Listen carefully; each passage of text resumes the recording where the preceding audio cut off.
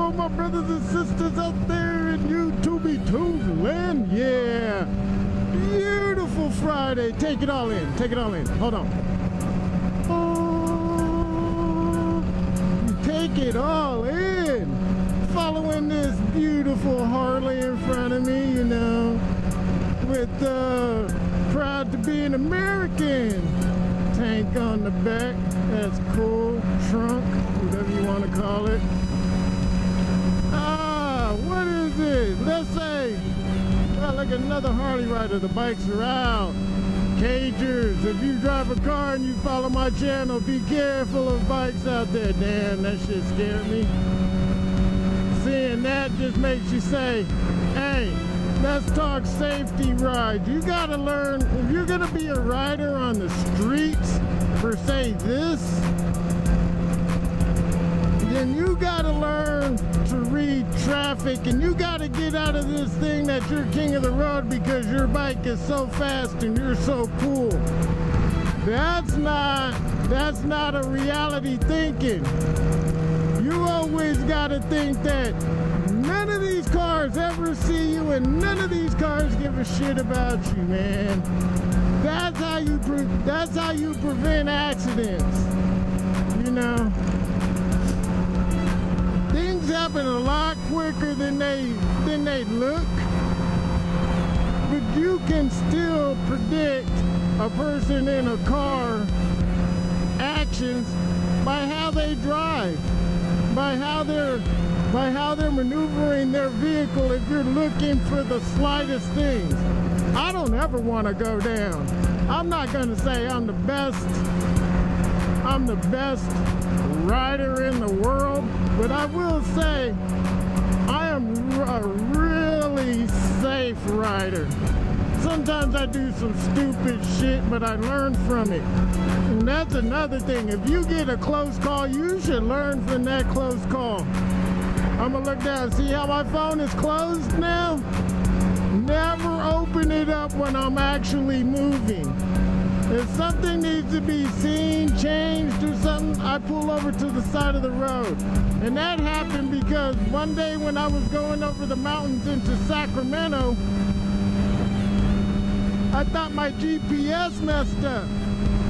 So I looked down at my GPS to see what was going on, and I looked back up and all the traffic stopped.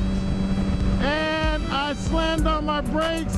Automatically, when that shit happens, you gotta think of, you're not gonna make the stop, you gotta look for an escape route.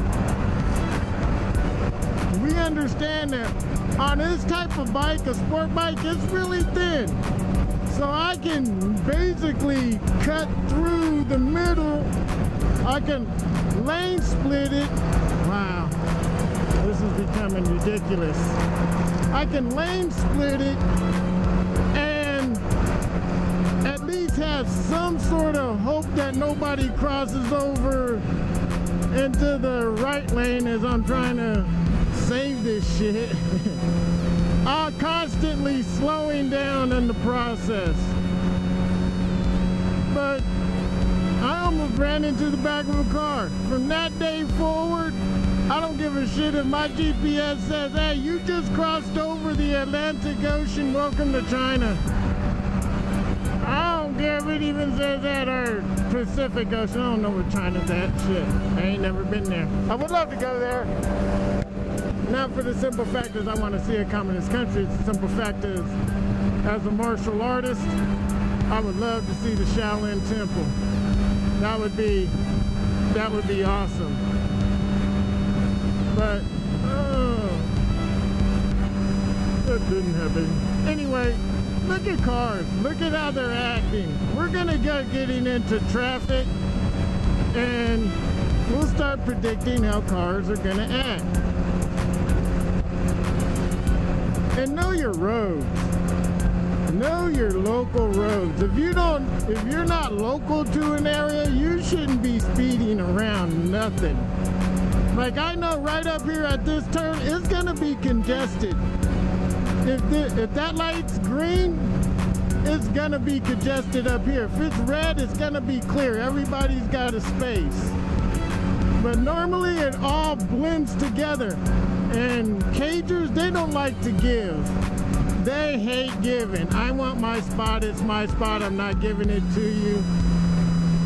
And right here is another congested area at certain times of the day.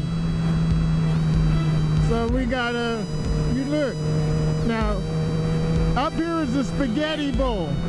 The spaghetti bowl, people are trying to get to 80. And people are trying to get on at Audi, and it gets really crowded right here.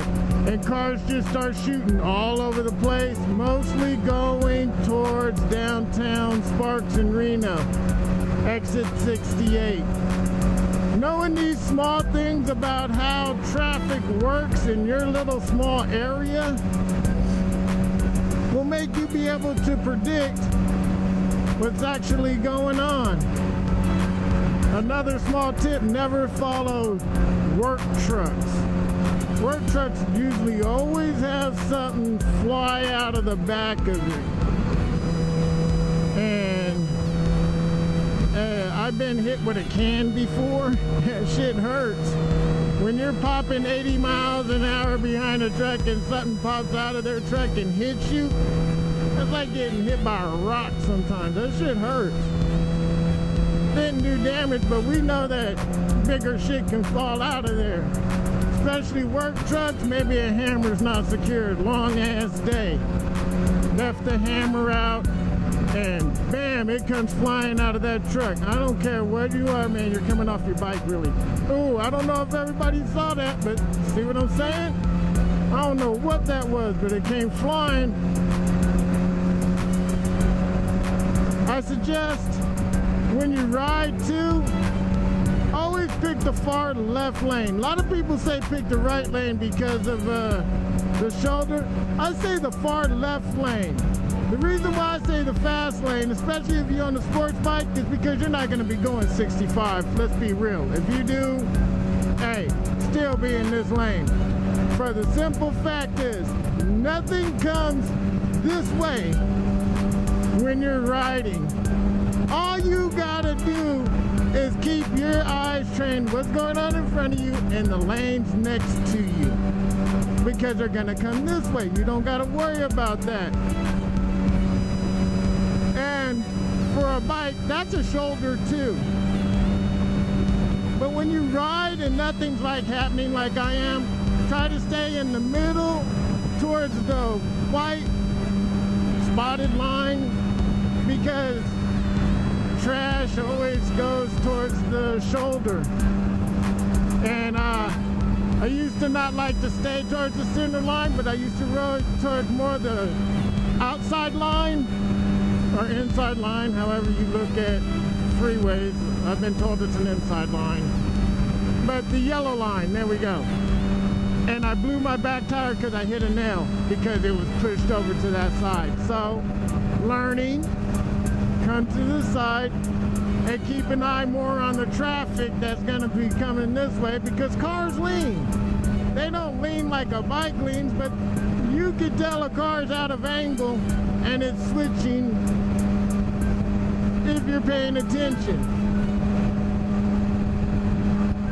You know, that's really important to know, is just to watch your traffic. Know your traffic.